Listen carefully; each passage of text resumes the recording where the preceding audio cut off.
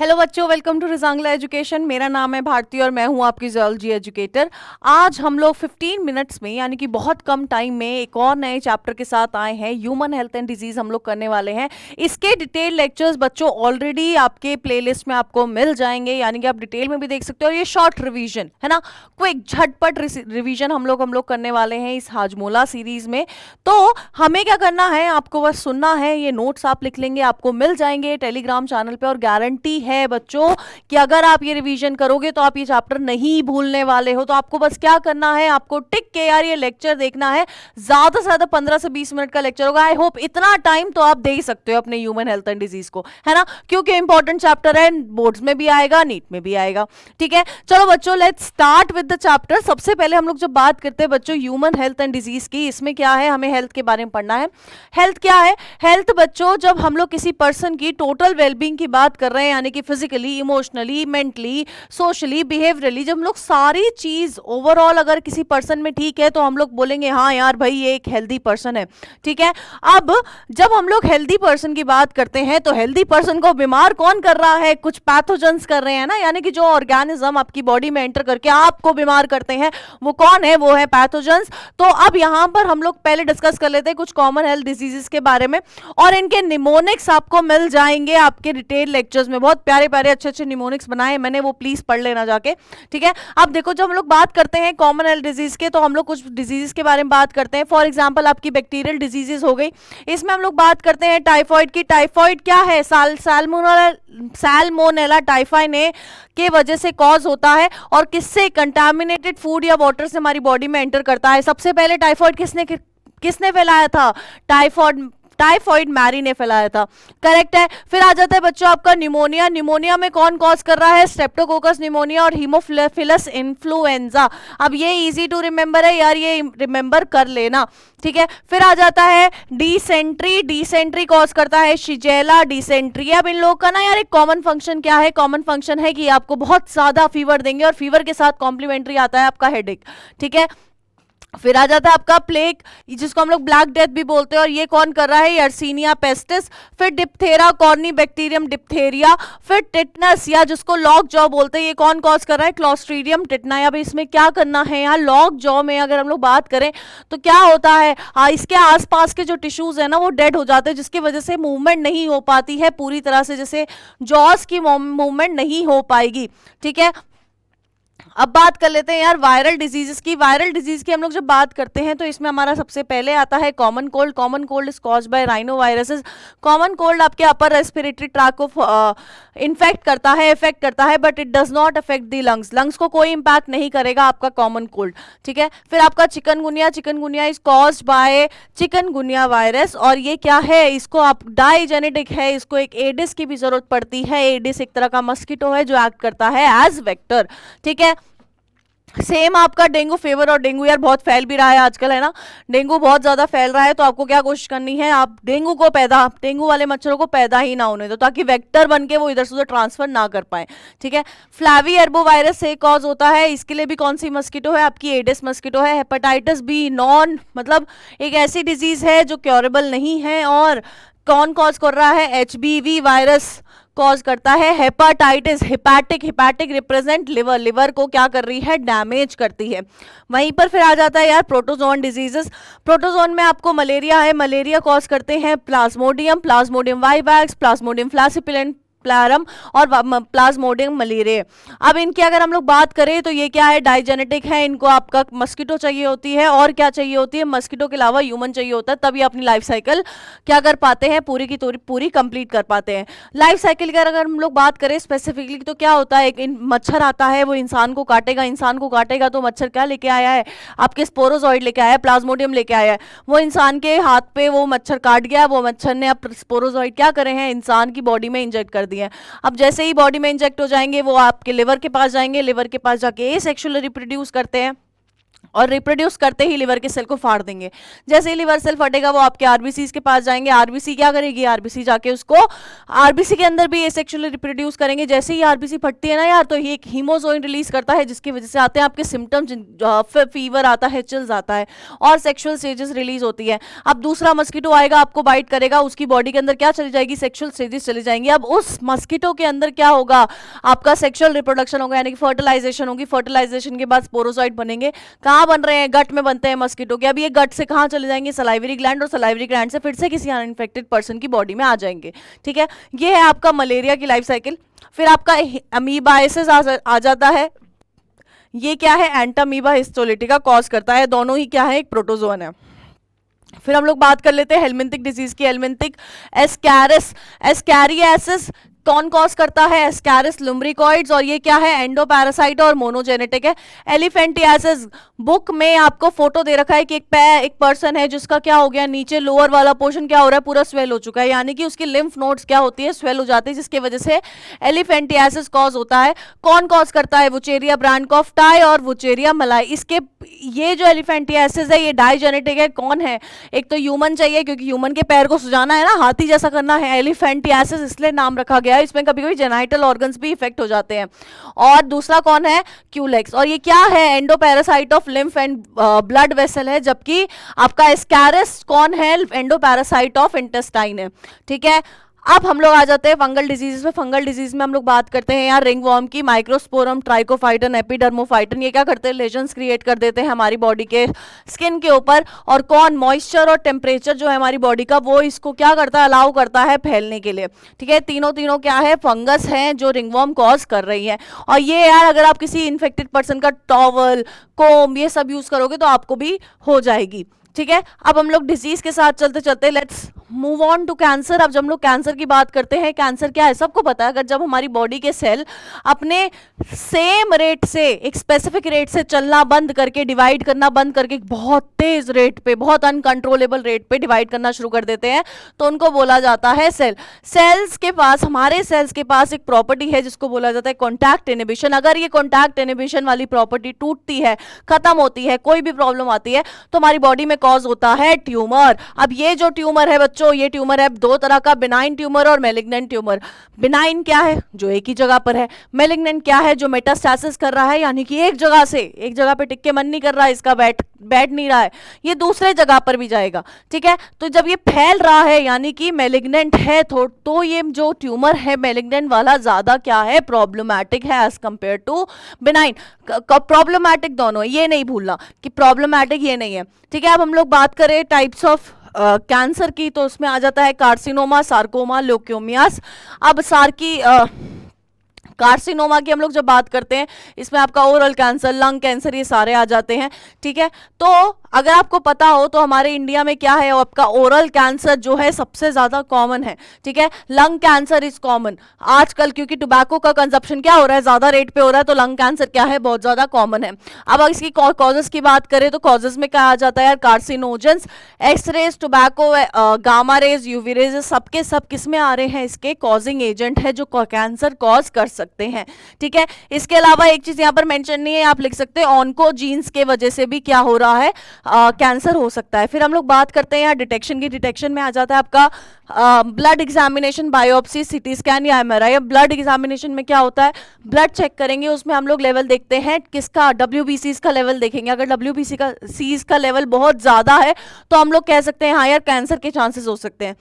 Biopsy में क्या करते हैं, बायोप्सी में हम लोग जिस ऑर्गन पे हमें शक है यार इस ऑर्गन पे क्या हो सकता है, इस ऑर्गन पे कैंसर हो सकता है, हम उस ऑर्गन का थोड़ा सा टिश्यू उठाएंगे, उसको स्लाइसेस में काटेंगे और फिर उसको एनालाइज करेंगे। ठीक है, सिटी स्कैन, एमआरआई में आपको 3D इमेज मिल जाती है जिसकी वजह से आपको पता लग जाएगा कि कैंसर है या नहीं है। अब डिटेक्शन होगी, ट्रीटमेंट, सर्जरी हो सकती है, रेडियोथेरेपी, इम्यूनोथेरेपी, कीमोथेरेपी, ये सारी चीज़ों से क्या हो सकता है, कैंसर से बचा जाया जा सकता है। ठीक है, क्लियर है। अब हम लोग आ जाते हैं एड्स पे। यार एड्स क्या है, AIDS is acquired immunodeficiency syndrome. Syndrome वो होता है जब आपको मल्टीपल सिम्टम्स आते हैं। ठीक है, अब ये कौन कॉज कर रहा है, ये कॉज करता है आपका HIV वायरस। HIV वायरस क्या है, एक ग्रुप ऑफ रेट्रोवायरसेस है। अब क्या हो रहा है, अगर आपको ये डायग्राम याद हो, जानी पहचानी सी डायग्राम है, आपके NCERT में दी गई है।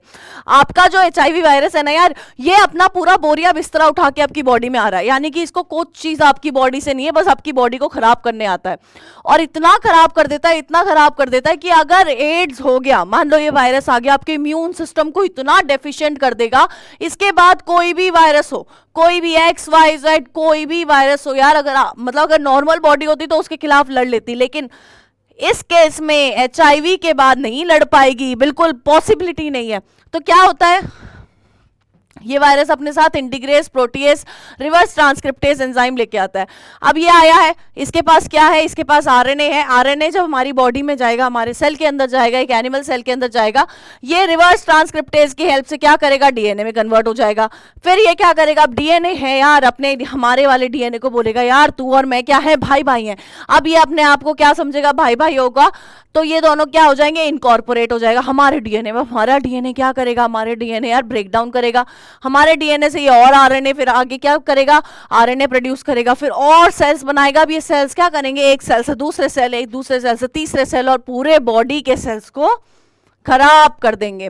ठीक है, अब एड्स कैसे फैल सकता है, AIDS can be transmitted by body fluid, semen, vaginal discharge और ब्लड से क्या हो सकता है, फैलता है। ठीक है, इंक्यूबेशन पीरियड, सिम्टम्स कितने टाइम में आते हैं, 5 से 10 साल लग जाते हैं सिम्टम्स आने में, यानी कि 5 से 10 साल ये आपकी बॉडी में रह के पूरा खराब कर दिया आपको, उसके बाद सिम्टम्स आने लगेंगे, है ना, वीकनेस आने लगेगी, ब्लड बोल रही हूँ, बॉडी वेट बहुत कम हो जाएगा, फीवर, हर डिजीज में आपको हर डिजीज अटैक कर रही है, हर माइक्रोब आपको डिजीज कॉज करके जाएगा एड्स के केस में। ठीक है, फिर आ जाते हैं ड्रग्स पे। ड्रग्स में हमें बेसिकली NCERT के हिसाब से 3 ड्रग्स के बारे में पढ़ना है, ओपियोइड्स, कैनाबिनॉइड्स और एल्कोलॉइड्स। जब हम लोग ड्रग्स की बात करते हैं, नशे पत्ते नहीं करने हैं, किसी को भी नहीं करने हैं, गलत बात है, बहुत गलत बात है, नहीं करना है। अब ओपियोइड्स पढ़ लो। ओपियोइड्स क्या है, it is extracted from Poppy plant, Poppy plant का नाम है पेपेवर सोमनीफेरम। ठीक है, इस ड्रग के भी रिसेप्टर है हमारी बॉडी में, कहां पर प्रेजेंट है, CNS और GIT में प्रेजेंट है। ओपियोइड एक तरह का ओपियोइड है। मॉर्फिन क्या है, एक सिडेटिव है, पेन किलर है, यूज अच्छे काम के लिए हो सकता है, सर्जरी से कोई पर्सन निकल के आया है उसको क्या हो सकता है, एज पेन किलर दिया जाता है, लेकिन आप गलत काम के लिए यूज करोगे, है ना, नहीं करना है, मत करो नशे पत्ते मत करो यार। ठीक है, फिर आपका आ जाता है यार हेरोइन क्या है, हेरोइन प्रोड्यूस होती है मॉर्फिन से। मॉर्फिन को जब डायएसिटाइलेशन करी जाती है तब हमें हेरोइन मिलती है। कटरीना कैफ की बात नहीं हो रही है, इस हेरोइन की बात हो रही है। ये कहते हैं मैम हमें पता है, मुझे पता है, तुम्हें सब पता है। ठीक है, ये क्या है, एक odourless white bitter crystalline powder है, स्नॉटिंग या इंजेक्शन से ये लिया जा सकता है और ये एज एक्ट करता है एज डिप्रेसेंट। ठीक है, फिर आपका आ जाता है यार कैनाबिनॉइड्स मिलते हैं आपको इन्फ्लोरेंसेस ऑफ कैनबिस सटाइवा से। ठीक है, इसके रिसेप्टर्स आपके ब्रेन में प्रेजेंट है। ठीक है, अगर इनका इस प्लांट के और भी पार्ट्स यूज करें, फ्लावर यूज करें, रेजिन यूज करें, लीव्स यूज करें, तो हम लोग और नए नशे पत्ते बना सकते हैं। फॉर एग्जांपल हम लोग बना सकते हैं हैश, हम लोग बना सकते हैं मैरिजुआना, हम लोग चरस, गांजा, ये सब कुछ बना सकते हैं। वीडियो को रोक के अब मत जाना बीच में से कि मैम आज तो चरस गांजा सब बनाऊंगा, गलत बात है, बताया ना, गलत बात है। ठीक है, ये क्या करता है, ये कैनाबिनॉइड्स आपके कार्डियोवास्कुलर सिस्टम को खराब करते हैं और आपको हेलुसिनेट करेंगे, चांद पर पहुंचा देंगे। असल में तुम जमीन पे अपने बेड पे लेटे होगे, बट तुम कहां पहुंच जाओगे, चांद पे पहुंच जाओगे। तीसरा क्या है, कोका एल्कोलॉइड्स है। एरिथ्रोजाइलम कोका से हमें ये मिलता है, एक्सट्रैक्ट कर सकते हैं। इंटरफेयर करता है डोपामीन में, डोपामीन की ट्रांसपोर्ट को इंटरफेयर करता है, आपकी बॉडी में एनर्जी इंक्रीज कर देगा। वैसे तुम आलस में पड़े रहोगे, लेकिन अब एनर्जी है और वो भी उल्टे कामों के लिए नहीं चाहिए एनर्जी। ठीक है, और एक हेल्यूसिनेशन की तरह एक्ट करता है, अगर ज्यादा है तो हेल्यूसिनेशन करेगा बॉडी के अंदर। ठीक है, अब नेक्स्ट हम आ जाते हैं अपनी इम्यूनिटी पे। इम्यूनिटी क्या है, जो आपकी बॉडी को बचा रही है उन डिजीजेस से, आपकी बॉडी को के लिए लड़ रही है, आपके लिए लड़ रही है, उन माइक्रोब से लड़ रही है, उन पैथोजन से लड़ रही है। 2 तरह की है, इनेट और एक्वायर्ड। इनेट वो होती है जो बाय बर्थ प्रेजेंट होती है, एक्वायर्ड जो आप विद टाइम क्या कर रहे हो, ले रहे हो, अक्वायर कर रहे हो। ये इनेट पैथोजन स्पेसिफिक नहीं होती, ये पैथोजन स्पेसिफिक होती है।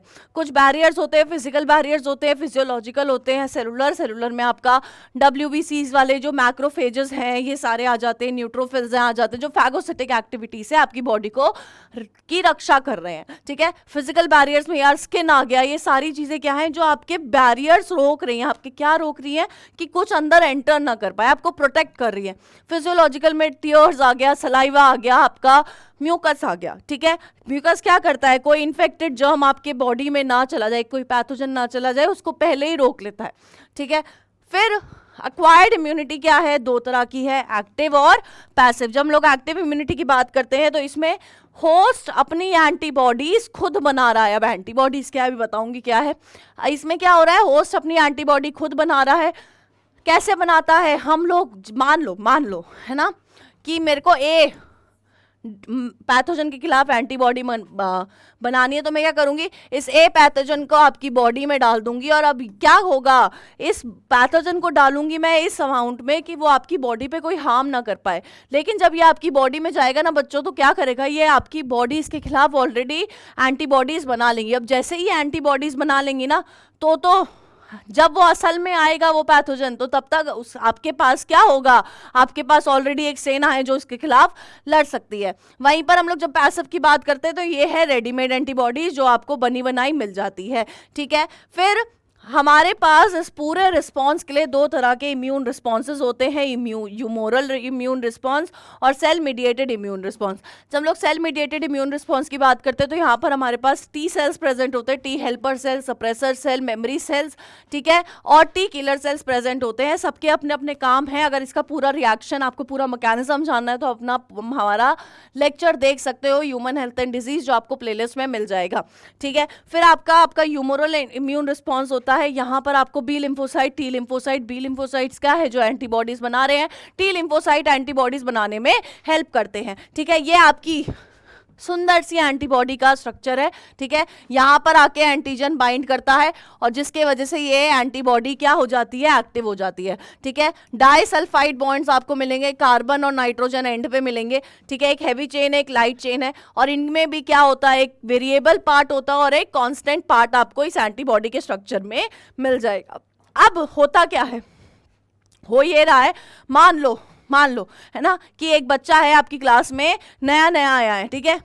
बच्चा भी छोड़ो, हम इसी के साथ लेके चलते हैं। हो क्या रहा है कि एक डिजीज है, एक माइक्रोब है, आपकी बॉडी में एंटर करा है, आपकी बॉडी ने उसके खिलाफ क्या बना लिया, एंटीबॉडीज बना ली है। अब आपकी बॉडी ने याद कर लिया है, अगर ये वाला माइक्रोब आएगा तो मैं इस वाले एंटीबॉडी को भेजूंगा लड़ने के लिए। अब जब वो दोबारा आएगा आपकी बॉडी में, तो आपके माइक्रोब को, आपकी बॉडी के सिस्टम को उस माइक्रोब को मारने में टाइम नहीं लगेगा। तो जो पहला रिस्पॉन्स हुआ, जिसमें आपकी बॉडी ने ढूंढा कि कौन सा सेल उस माइक्रोब को, उस पैथोजन को मार सकता है, उसको हम लोगों ने बोला प्राइमरी रिस्पॉन्स। और जो प्राइमरी रिस्पॉन्स होता है ये थोड़ा लेट होता है बट इफेक्टिव होता है। वहीं पर जो सेकेंडरी रिस्पॉन्स है, जिसमें लेट कुछ नहीं हुआ, इफेक्ट भी पूरा दिया है। यहां पर क्या हुआ है, बस आपके बॉडी के सेल्स को, आपके मेमोरी सेल्स को पता था कि ये वाला पैथोजन आएगा, ये तो मेरा वाला है और मैं इसको मारूंगा, ठीक है। क्लियर है। अब हमारे पास हम लोग एंटीबॉडीज की बात करते हैं, दो तरह की एंटीबॉडीज का दूसरा नाम है इम्यूनोग्लोबुलिन्स। 5 तरह की होती हैं, IgG, IgA, IgM, IgE और IgD। आप इसको ऐसे याद रख सकते हो, गेम्ड, GAMED की तरह आप इसे याद रख सकते हो। फिर आपका कुछ इसमें टॉपिक आ सकते हैं, फॉर एग्जाम्पल वैक्सीनेशन, एलर्जी और ऑटो इम्यूनिटी वाली डिजीजेस आप इसके बारे में इस चैप्टर में पढ़ते हो। फिर आप जब लोग वैक्सीनेशन की बात करते हैं, मेमोरी सेल पे ये पूरी प्रॉपर्टी, ये पूरी चीज़ किस पे डिपेंड करती है, मेमोरी सेल पे, ठीक है। ये क्या है, इसमें क्या होता है, एंटीजन, जैसे मैंने बताया था, आपकी बॉडी के अंदर क्या करेंगे, एंटीजन इंट्रोड्यूस कर देंगे इनएक्टिव स्टेज पे, वीकेंड स्टेज पे, डेड स्टेज पे। बट अगर वो एंटीजन आपकी बॉडी में आएगा, उसके खिलाफ आपकी बॉडी क्या बनाएगी, एंटीबॉडी बनाएगी। अब जैसे ही एंटीबॉडीज बनेंगी, तब जब असल में वो पैथोजन आपकी बॉडी में एंटर करेगा तो क्या होगा, वो न्यूट्रलाइज कर देगा। कब क्या न्यूट्रलाइज कर देगा, जो पहले से एंटीबॉडीज बनी हुई है वो उस पैथोजन को तुरंत मार देंगी, तो ज्यादा आपकी बॉडी पे इंपैक्ट नहीं आएगा। इसलिए वैक्सीन्स लगाई जाती है। वैक्सीन्स का यूज करके ही क्या हुआ है, अब पोलियो क्या कर दिया गया, इरेडिकेट कर दिया गया। 2 बूंद पोलियो की है ना, 2 बूंद अमिताभ जी करते थे ना, ऐड करते थे 2 बूंद पोलियो की, ठीक है। फिर आ जाता है बच्चों आपका एलर्जी। एलर्जी क्या है, जब आपका इम्यून सिस्टम बहुत ज्यादा गुस्से में आके एक मतलब इतनी सी चीज से भी काम चल जाता, लेकिन वो इतना बड़ा रिस्पॉन्स दे देता है, तो आपकी बॉडी को क्या करना पड़ता है, इम्पैक्ट झेलना पड़ता है, जिसको हम लोग बोलते हैं एलर्जी। एलर्जी क्या है, exaggerated response of immune system. Mainly कौन सी एंटीबॉडी की वजह से हो रहा है, IgE। और यहाँ पर मास्ट सेल रोल प्ले करते हैं एलर्जी के अंदर, एलर्जी कॉज करने के अंदर। क्या रिलीज करके, हिस्टामिन और सेरोटोनिन। अब एलर्जी कम करनी है तो हमें क्या देना है, एंटी हिस्टामिन देनी होती है। फिर आ जाता है आपका ऑटो इम्यूनिटी। इसमें जो आपके मेमोरी सेल्स थे, आपके इम्यूनिटी के, इम्यून सेल्स के जो मेमोरी सेल्स थे वो हो गए गजनी। गजनी ऐसे गजनी हुए हैं, ऐसा दिल तोड़ा है इन्होंने हमारे खुद के सेल का कि ये हमारे सेल को पहचानने से ही मना कर देते हैं। तो इसको जब अपना सेल ही अपने सेल को मारने लग जाए, उसको उसके खिलाफ एक्शन लेने लग जाए, उसको हम लोग बोलते हैं ऑटो इम्यूनिटी। तो इसमें हम लोग बात करते हैं मेनली रूमेटॉइड आर्थराइटिस और हाशिमोटो जैसे ही 3-4 डिजीजेस के बारे में। ये आपका चैप्टर जो हुआ बच्चों, ये बिल्कुल शॉर्ट एंड स्वीट है ना, बस रिवीजन के लिए आपको ये चैप्टर कराया गया है यहाँ पर। इसके full detail lectures are available on our playlist, human health and disease हो चुका है, तो आप वहाँ से जाके देख सकते हो। ये पूरा का पूरा किस लिए था, ताकि आप रिवाइज कर सको। ठीक है बच्चों, तो मिलते हैं अगले चैप्टर के साथ बहुत जल्दी।